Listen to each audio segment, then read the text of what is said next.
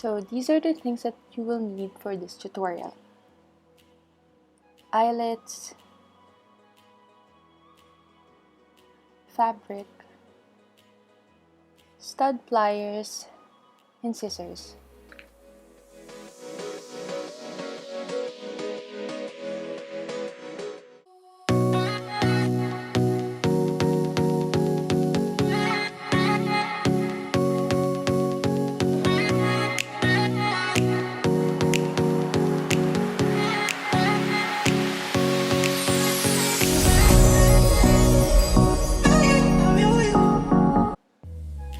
So eyelets are flanged metal rings used as reinforcement for a hole in fabric. It's usually used in corsets or a substitute for zippers.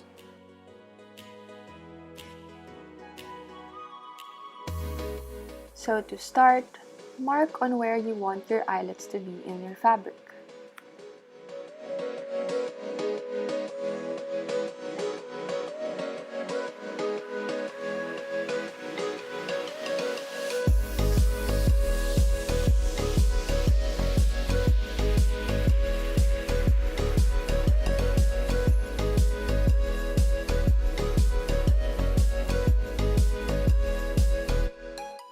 Then after marking, cut a tiny hole on where we can insert our eyelet.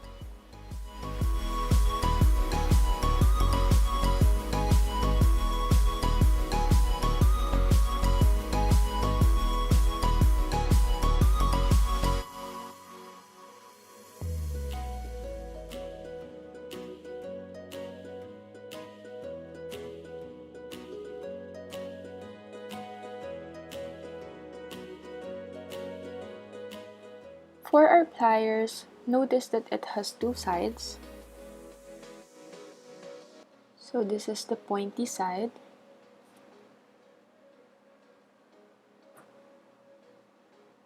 And the other a flat side.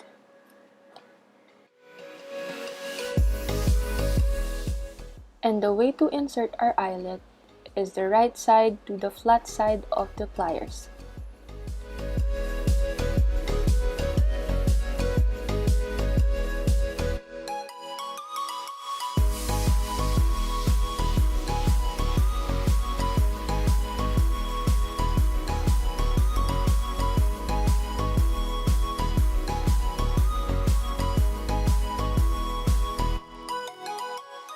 Now insert the eyelet to the hole that we made,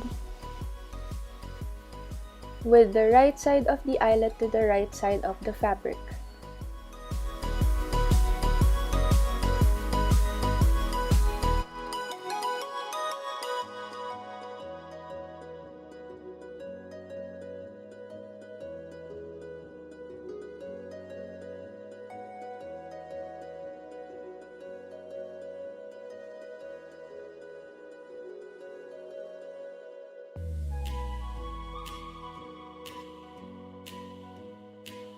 Now on using the pliers, make sure that the pointy side is inserted to the hole on the eyelet.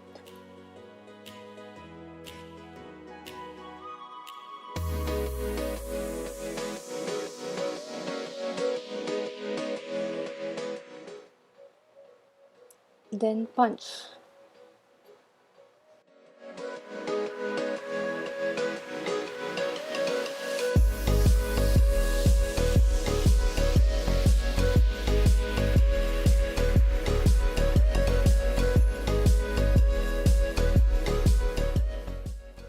And here's what it should look like on the right side of the fabric